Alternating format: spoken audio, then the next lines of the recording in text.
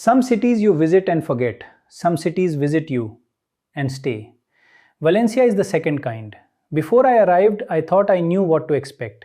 A beautiful Spanish city by the sea, sunshine, beaches, paella, and yes, all of that is true. But when I actually walked through its streets, I realized Valencia is something much harder to explain. It is a city where Roman history, Islamic influence, Gothic architecture, Mediterranean culture, and futuristic design all stand together. In the same city, on the same streets, sometimes in the same view. Valencia was founded by the Romans in 138 BC. Over more than 2000 years, it became a meeting point of different civilizations. And that history, you do Hazar Sal not just read about it here, you feel it. In the old streets, the squares, the towers, the markets, the city walls. 2000 years of people living, trading, building, believing, and leaving something behind. That weight is everywhere.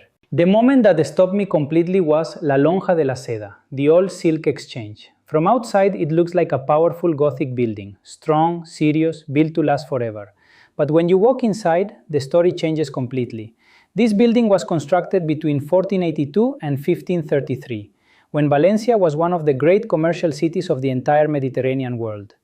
UNESCO calls it a late Gothic masterpiece, and standing inside it, I could almost see them. The merchants, the contracts, the silk traders, the sea routes connecting Valencia with the wider world. This was not just a building, this was where empires did business. Then came Valencia Cathedral, Plaza de la Virgen, the narrow old streets of the historic center, and then the central market.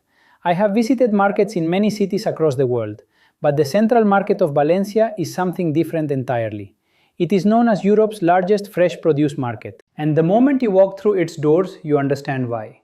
Colors everywhere, fruits piled high, seafood gleaming on ice, spices in open sacks, local voices filling the air, Mediterranean energy in every direction. This was not a tourist attraction. This was the living, breathing, shouting, laughing heart of the city. And of course, paella. Valencia is where paella was born.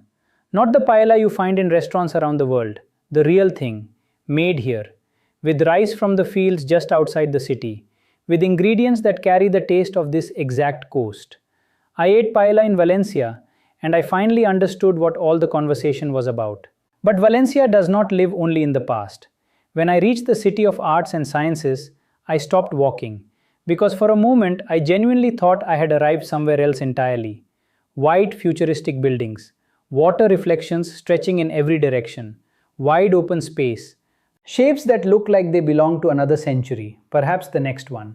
Designed by Santiago Calatrava and Felix Candela, this complex is Valencia's declaration to the world that a city can carry 2000 years of history and still be completely, boldly, unapologetically modern.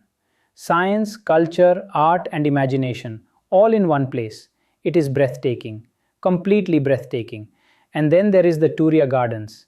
This long green park running through the heart of the city was once a riverbed, the bed of the Turia River, which flooded devastatingly in 1957 and was then diverted to protect the city. Instead of building on the empty riverbed, Valencia turned it into a park. Miles of green space, cycling paths, bridges, trees, families, and open sky, running like a green river through everything. Walking through it, you feel the city breathe.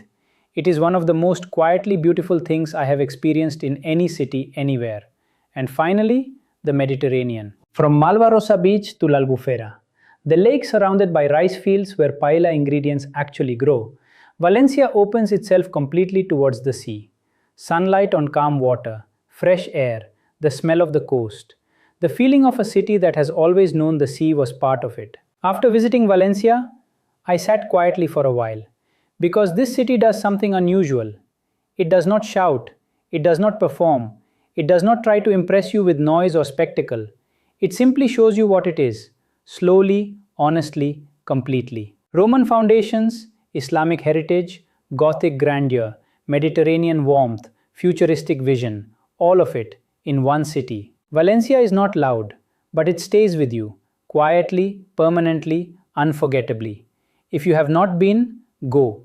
Not for the beaches, not for the paella, not for the photographs. Go because Valencia will show you something about how cities and civilizations can carry their entire history forward without ever losing their future. You are watching Musafir, where every city has a story, and I bring that story to you. If Valencia moved you, share this with someone who loves to travel or someone who only dreams of it. Subscribe to Musafir. The journey continues.